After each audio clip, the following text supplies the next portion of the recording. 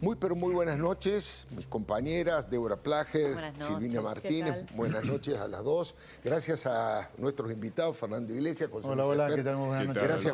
Gracias por estar aquí. Me gustaría que agreguen, enmenden o amplíen alguna de las cosas a todo. A mí me gustaría ampliar, porque bueno, tu columna tuvo varios ejes que me parecen muy importantes y no me parece menor, la verdad, lo que mostraste del tuit, que no lo llegaste a leer en su totalidad, de Francisco Paco Oliveira. Porque la verdad que postear y pedirle a aquellos que votaron a Milei que ni se acerquen al comedor a pedir comida es algo que yo, la verdad, no recuerdo, sobre todo teniendo en cuenta que Javier Milei ganó con el 56% de los votos. Cuando vos te vota el 56% de la ciudadanía, tu voto es absolutamente transversal. No hay ninguna duda, incluso han proliferado enorme cantidad de videos en estos días de chicos, bueno, muy humildes que viven en las villas, en barrios vulnerables, que dicen qué derechos nos van a quitar si ya no tenemos nada, si yo nací, crecí sin acceso al agua potable, a un trabajo digno para mis padres, a la salud, a la educación, a la vivienda. Postear un tuit diciendo los que votaron a Milei ni se acerquen, ahí está, a pedir comida, a mí me parece realmente algo que proveniendo de una persona que profesa una fe, como ganó la opción que dice donde hay una necesidad, no hay un derecho, quiero pedirles a los votantes de Milei coherencia y, por tanto, que no se acerquen desde mañana al comedor ni a ningún otro servicio que damos desde la Fundación Isla Maciel. Tampoco nos pidan nada. La verdad, me cuesta avanzar con la crítica porque es un hombre de fe, porque es alguien que se supone que representa a la Iglesia o a un sector de la Iglesia, pero es de una bajeza que yo no recuerdo, sobre todo porque hay mucho votante de Milei que necesita un plato de comida. Porque el kirchnerismo no se los dio en estos últimos, 16 de los últimos 20. A los que votaron a Bullrich los dejan sin postres. También. Sin postres los dejan. Ahora vamos a poner el tuit que posteaste para seguir conversando, pero te escucho, Silvina, ¿qué querés agregar o qué querés subrayar, lo que te parezca? Bueno, dos cosas, ¿no? Primero esto que marcaba Débora, ¿no? Donde hay una necesidad, la famosa frase, hay un derecho, ¿no? El kirchnerismo creó millones de necesidades en este último tiempo, pero no reconoció o no valorizó ninguno de los derechos. Ahora estos los da Di Brieva, los Viró, todo este grupo de gente que lo único que hizo fue enriquecerse o vivir a costa muchas veces del Estado. No reconoce la necesidad, no reconoce el gobierno de Alberto, no reconoce la pobreza, no reconoce la inflación, no reconoce la inseguridad, no reconoce, digamos, todo lo que generó este gobierno, pero sí vivieron de los beneficios de este gobierno. Y cuando llega otro gobierno que está planteando modificar esta estructura, ya hablan de perder derechos, de perder el derecho a la huelga, de la muerte, de un enfrentamiento entre básicamente los pobres, la gente que no tiene para comer, generada precisamente por el kirchnerismo. Ahora sí, Fernando, vamos a ver el tuit que posteaste vos, el tuit sobre este tema en específico. Ahí está. No te preocupes, Paco Oliveira, si tenemos un poco de suerte y de paciencia, la gente no va a seguir necesitando humillarse para poder comer. Mientras tanto, no te olvides de dejar sin postre a los que votaron a Patricia Bullrich. Ridículo, bueno, un poco lo que decías recién, ¿no? Pero la verdad que yo no sé si la Iglesia debería dejar pasar esto, porque desde lo que le puse, lo que dije ahí en la columna, es un estalinista que se disfraza con una sotana, porque además que lo llama a los pobres y les dice: ¿a quién votaste vos? Los espía para saber a quién votaron. Le dice: acá están en la fila de los que votaron a Milei, acá están en la fila. Es de un nivel, como dice Débora, ¿no?, de humillación y de bajeza pocas veces visto. Sí, y además de persecución ideológica. Claro. ¿Qué le van a pedir la declaración antes de entrar? ¿A quién votaste? Claro. Y de acuerdo a lo que votaron le dan un plato más grande, con postre, sin postre. Digo, es un nivel de locura alto. Pero no es raro. Digo, acá hemos tenido llamados de intelectuales a votar por masa y votar al peronismo otra vez para defender la democracia. Y ahora lo que dice ahí Víctor Hugo, la única vez que hubo interrupciones a la democracia en estos 40 años fueron el derrocamiento de Alfonsín y el derrocamiento de la Rúa, y sabemos qué partido estuvo atrás de eso, ¿no? De quiénes eran los que decían que había que sacarlo escupiendo sangre para que escarmentara lo que era pretender gobernar la Argentina en vez de gobernar el peronismo. Claro. Imperdonable para Alfonsín. Ahora lo reivindican, ¿no? Lo tienen a Leopoldo Moro ahí. Y lo mismo hicieron con De la Rúa. Ahora, con De la Rúa, la pobreza era del 38%, con la soja a 200. Estos tuvieron 20 años de mayorías de todo tipo, de control de todo el país. La soja a $400 al doble y la pobreza está en 43%. Y sería 50% sin los planes, que no había casi en esa época. Hoy tenemos 5 millones colgados de los planes. Entonces, es toda una locura esto de la dictadura. Digo, son todos la dictadura, menos los del partido que nombró a Videla, nombró a Macera, llamó a aniquilar la subversión, se opuso a la CONADEP, se opuso a la juicio de las juntas militares y decretó los indultos. Esos son la patria, los demás somos la dictadura. Y lo mismo lo del payaso este de Maduro. Digo, en toda Latinoamérica no hay ninguna dictadura militar, ¿no? Ni creo que haya una perspectiva de que vuelva a verlas, mucho menos en la Argentina, donde claramente nadie le reconoce más ese error a los militares, y si algo hemos aprendido es eso. Lo que sí hay en Latinoamérica son dictaduras como la de Maduro, como la de Chávez, como la de Ortega, como la de Fidel Castro, digo, esas son dictaduras, esas están actuando, y esas son las que apoyan los que los intelectuales llaman a votar para evitar que perdamos la democracia. Digo, si vos arrancás de ahí y ves que la gente inteligente, porque no son ningunos estúpidos, llamaron a eso, y bueno, te podés explicar todo lo demás, ¿no? No, y además, esas dictaduras que vos decís son con los jeeps y con los milicos armados en la calle, ¿eh? No es que están escondidos. No, y con muertos, vos acabas de citar. Ha presentado un repudio a la diputada Mechet, que yo he acompañado, estaba preparando uno y lo saqué porque lo hizo ella por el preso cubano. Que murió en la pero cárcel. Todos los días tenemos noticias de ese tipo, esas son dictaduras. José Luis Espert. A ver, yo lo que quiero enfatizar es la alegría que me causa, la satisfacción que me causa que la sociedad argentina, que el pueblo argentino, que los ciudadanos nos demos una segunda oportunidad de sacarnos para siempre de encima esta lacra infame que es el kirchnerismo, que ha asumido la Argentina en niveles de pobreza, indigencia, inseguridad, destrucción de la educación, narcotráfico, como nunca Argentina tuvo en su historia. Así que, por lo tanto, lo primero que quisiera decir es felicitarnos al pueblo argentino, que estamos haciendo el esfuerzo de sacarnos por segunda vez, ojalá que definitivamente, al kirchnerismo de encima, que es lo peor que nos pasó en la democracia. En particular, yo siento una gran satisfacción del triunfo de Javier Milei en esta elección, porque encarna las ideas de la libertad, que en el 2019 empezamos a defender de manera tímida con aquellos debates presidenciales. Y agregaría dos cosas más. Primero, tenemos un presidente electo que ha sido muy claro acerca de lo duro que va a ser inicialmente este camino, así que tengámosle paciencia. Esto no va a ser de la noche a la mañana porque Argentina viene de décadas de autodestrucción. Y en tercer lugar, la tercera reflexión que haría es, dado que hay un mandato popular para un presidente que defiende ideas razonables, ahora lo que falta de parte del gobierno electo es el desarrollo de un músculo político de diálogo con todos los sectores posibles, gobernadores, legisladores, y un coordinador de todo este músculo político para poder llevar adelante las grandes reformas que Argentina tiene que realizar por el bien de los ciudadanos argentinos. Bueno, en mi no caso, le va a quedar otra, desde el Congreso, Luis, no le va a quedar otra opción porque la particularidad de Milei es que llega con el 56% de los votos y 12 puntos de distancia con su segundo, lo cual es una enormidad.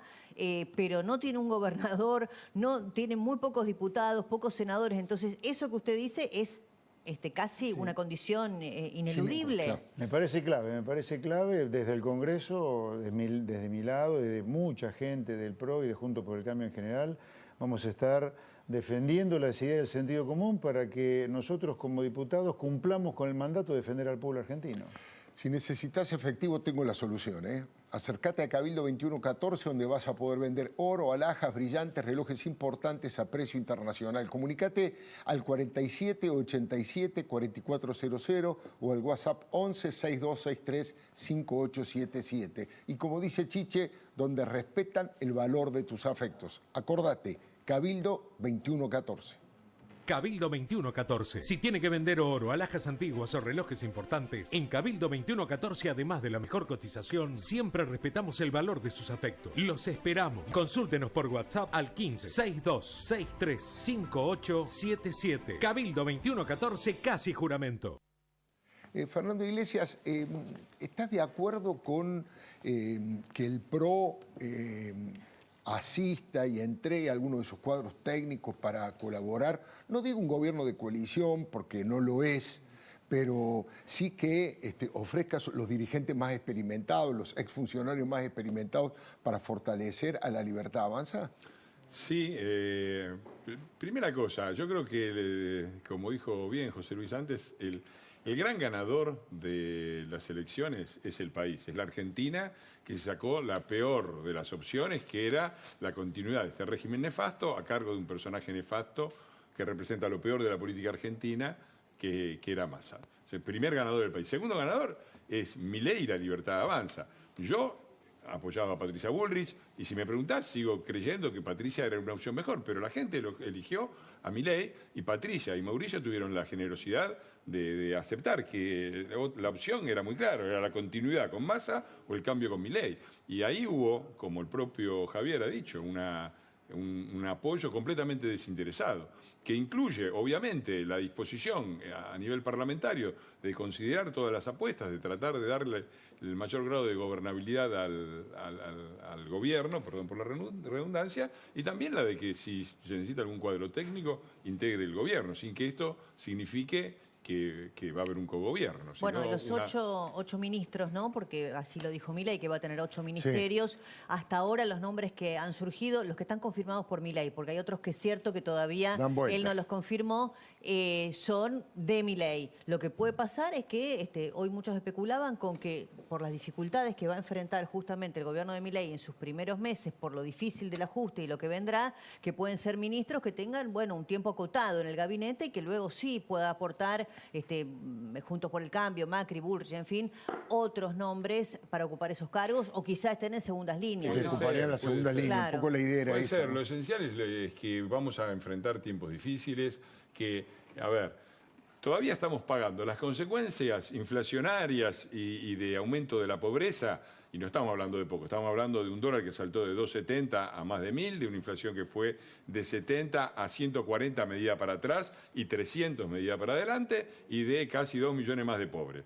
Eso fue la consecuencia, entre otras cosas, de la inoperancia, del inútil de Massa, que como ministro de Economía fue un fracaso completo, pero también del Plan Platita. Ahora, el Plan Platita de 2021 era 1 punto del PBI.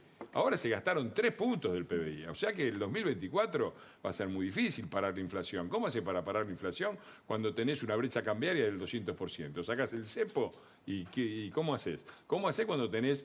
Nosotros tenemos esa combinación rara de un atraso cambiario como el de la convertibilidad y un atraso tarifario como el anterior al Rodrigazo. Es decir, vamos a tener meses difíciles donde la gente va a tener que bancar con esfuerzo, pero sabiendo que hay una perspectiva, una situación complicada. El 2024 está de alguna manera jugado y iba a ser difícil en todos los casos. Claro. La diferencia que antes era un año difícil para seguir en la decadencia, ahora va a ser un año difícil donde el gobierno tiene que dar señales muy claras de austeridad y de recorte de gastos innecesarios y a la vez tiene que dar una esperanza, porque también es cierto, eso lo digo con total franqueza, y digo con total franqueza que creo que el futuro de la Argentina en 2 o 3 años va a ser mucho mejor de lo que podemos ver ahora.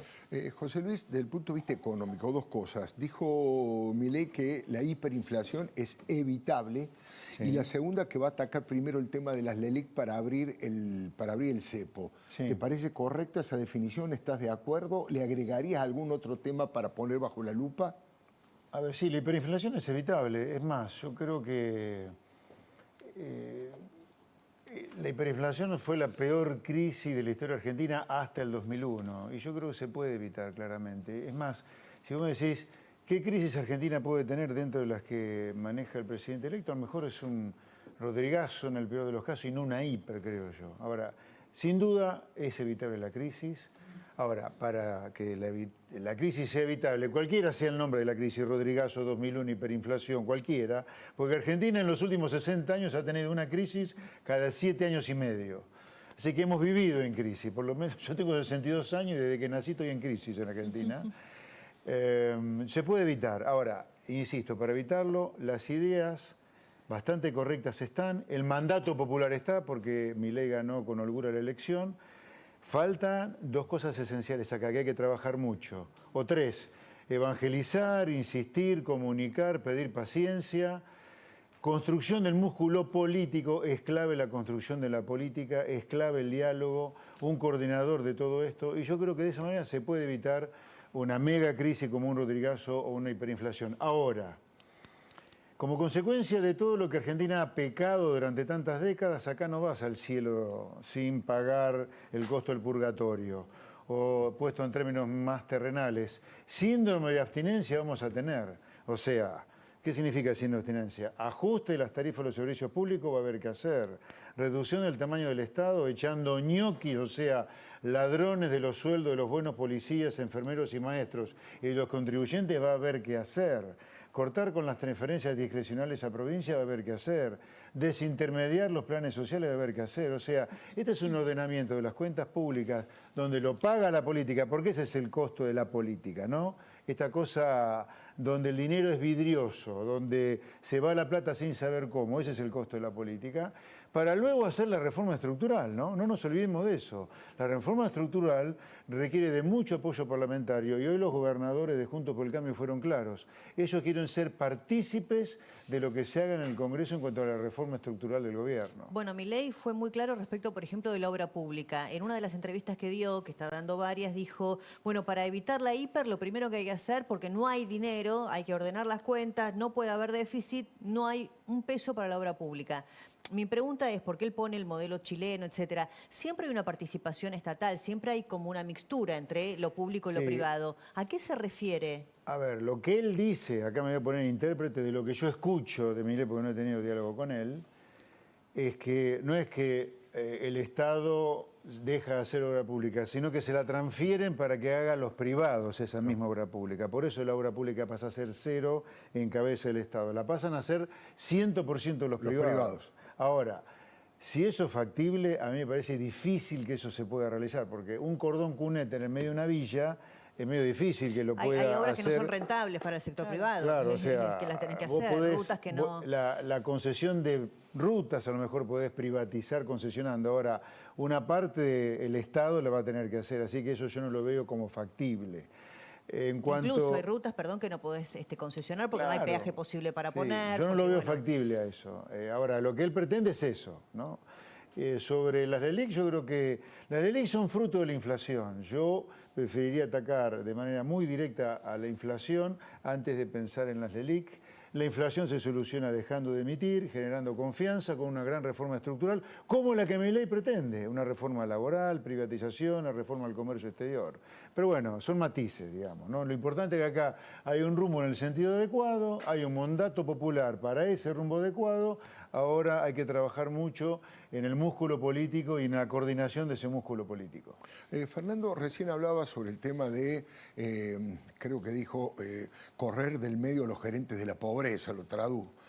Ahí hay un gran tema que tiene que ver, primero, con un gasto monumental y segundo, con un desafío permanente con los cortes de ruta y con el empoderamiento que sufren distintos sectores de movimientos sociales, algunos de ellos que tienen cero representatividad, como los Grabois, o 2% como los trotskistas. Digamos, ¿de qué manera se puede resolver eso de la manera más democrática posible? Bueno, Milei dijo una cosa muy significativa, una frase de Perón que a mí me gusta mucho. Dentro de la ley todo, fuera de la ley nada. Sí. Que es una frase que empieza, porque muchos interpretan, claro, fuera de la ley nada, pero también es dentro de la ley todo. Y claro, esa combinación es la que creo que hay que llevar adelante.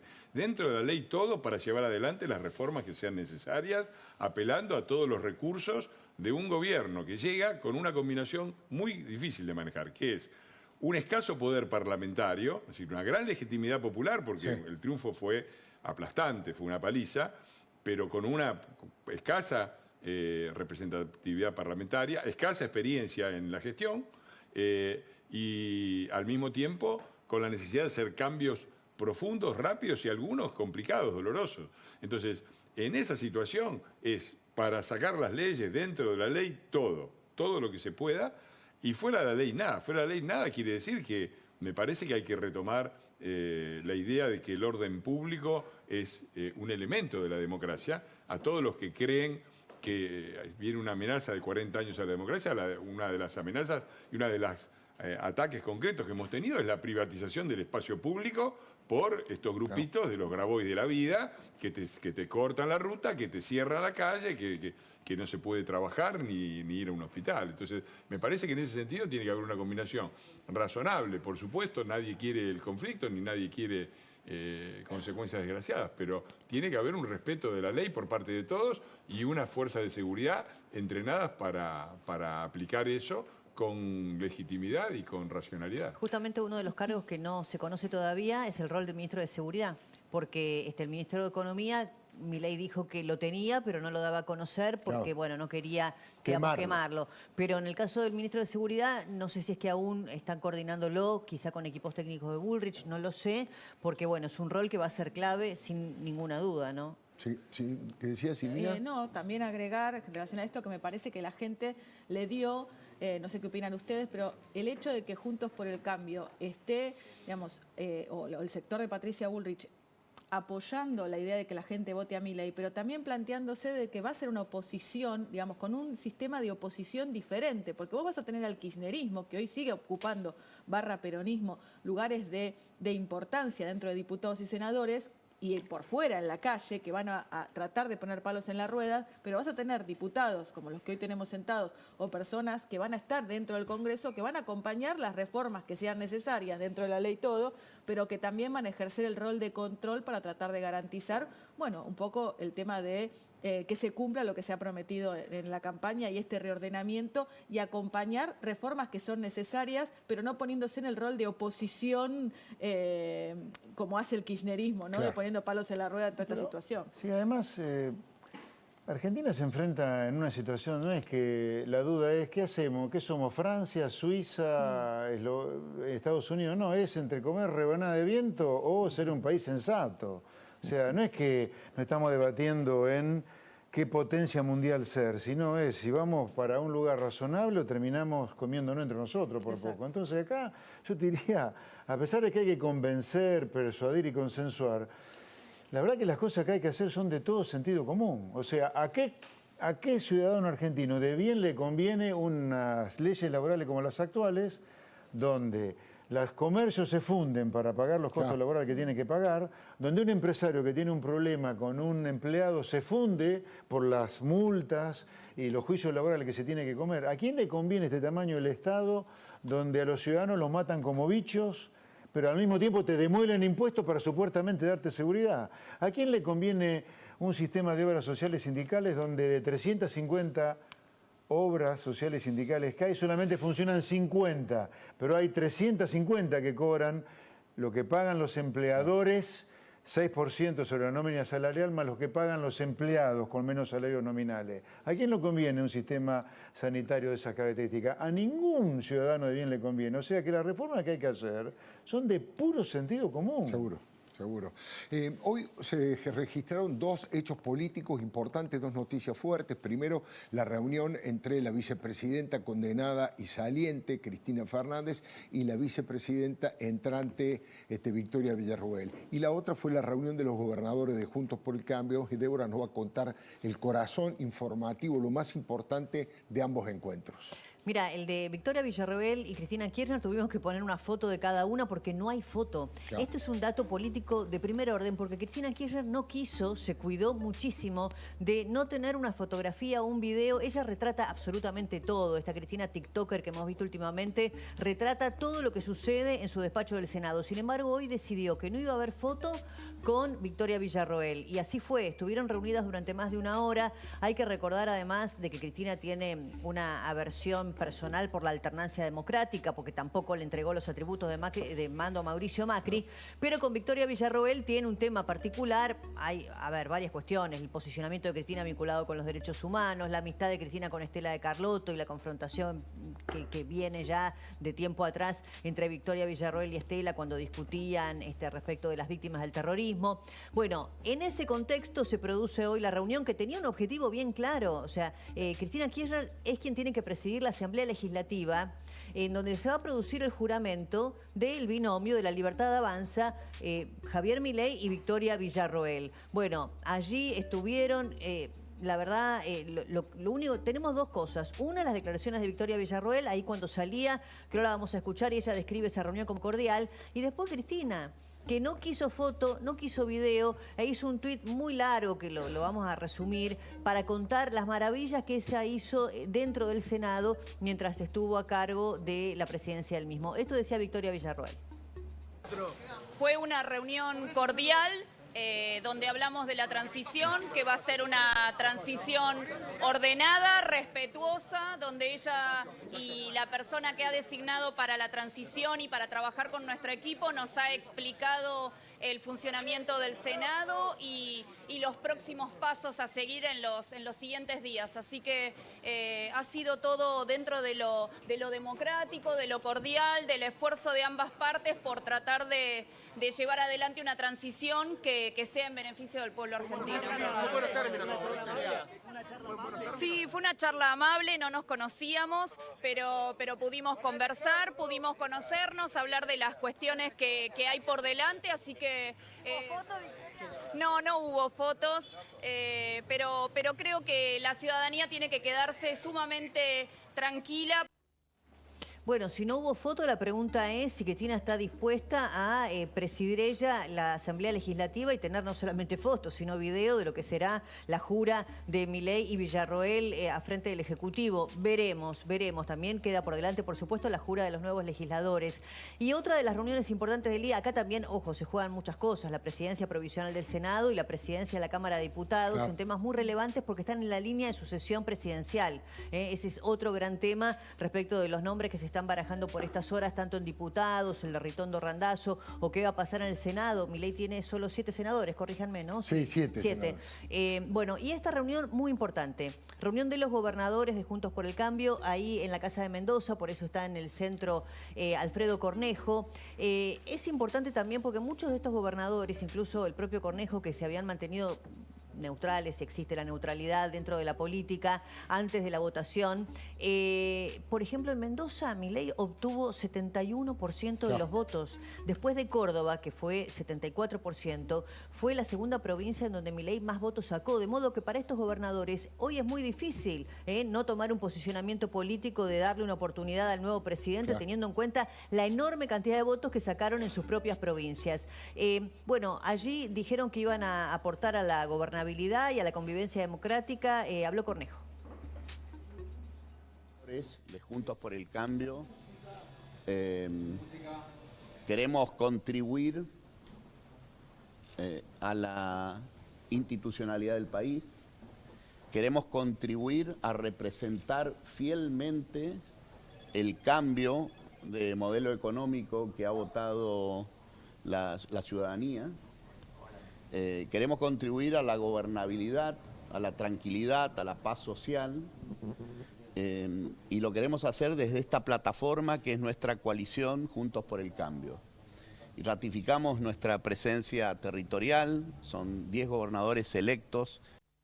Bueno, recién decía Esper, bueno, también hay que terminar, entre otras cuestiones, con las transferencias discrecionales a las provincias. A muchos gobernadores, incluso hablaron Valdés, habló también Puyaro, se le preguntaba por el tema de la obra pública, y muchos de ellos decían justamente por las transferencias discrecionales, no hablamos de la coparticipación que es por ley y que está en la Constitución. Hace años que no tenemos obra pública nacional en nuestras provincias, así que mucho no nos va a cambiar. Y un hombre que va a ser clave en la articulación de los gobernadores, de todos los gobernadores de la Argentina, naturalmente, con el presidente es Guillermo Francos, quien sí está ratificado y confirmado va a ser el ministro de Interior.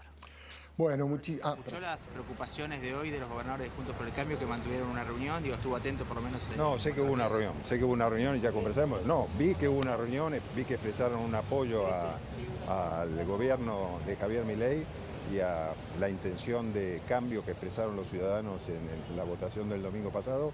Así que vamos a trabajar con ellos codo a codo. ¿Se inició algún contacto formal con los gobernadores? Sí, ya he hablado con todos casi. No digo con todos todavía, pero seguramente me voy a reunir con todos ellos. ¿Qué va a pasar con estos últimos días con el mega estado de Alberto, que sigue facturando? Te lo cuenta Silvino Martínez. Sí, exactamente. Mira, te traigo hoy los últimos días del mega estado de Alberto. Mirá los números estos de cómo está hoy, ¿no? El estado, te digo a hoy porque puede seguir aumentando. Mirá la estructura del estado que con la cantidad de ministerios, secretarías, direcciones. Mira algunos numeritos para que veas que te voy a mostrar ahora. La Administración Pública Central tiene, bueno, una jefatura de gabinete más 18 ministerios, 106 secretarías y 182 subsecretarías. 20 jurisdicciones que abarcan 7.858 unidades organizativas y 8.677 cargos jerárquicos que fue aumentando desmedidamente en esta gestión. 41 organismos desconcentrados, 76 organismos descentralizados, 96 que forman otros entes del sector público nacional. Y mira este número, la cantidad de decretos que dictó Alberto, 21.808, que conforman designaciones, estructuras, pero la mayoría designaciones. Ahora, Milei, todo este mega estado que te contaba, lo va a reducir a solo 8 ministerios. Mirá algunos ministerios que no van a estar, o que, bueno, no están en la gestión de Milei, con la cantidad de empleados que tienen. El Ministerio de Ambiente actualmente tiene 899 empleados. El Ministerio de Ciencia, sin contar el CONICET, 601 empleados. Mira el Ministerio de Cultura, 3.992 empleados al día de hoy, son ministerios que no van a estar. Hábitat, 770 empleados. Y el Ministerio de Género y Diversidad, creación de Alberto, 1.090 empleados. Bueno, muchos de estos se van a fusionar. Turismo, el otro caso, 1.070 empleados. Van a conformar secretarías y en algunos casos directamente no van a existir más.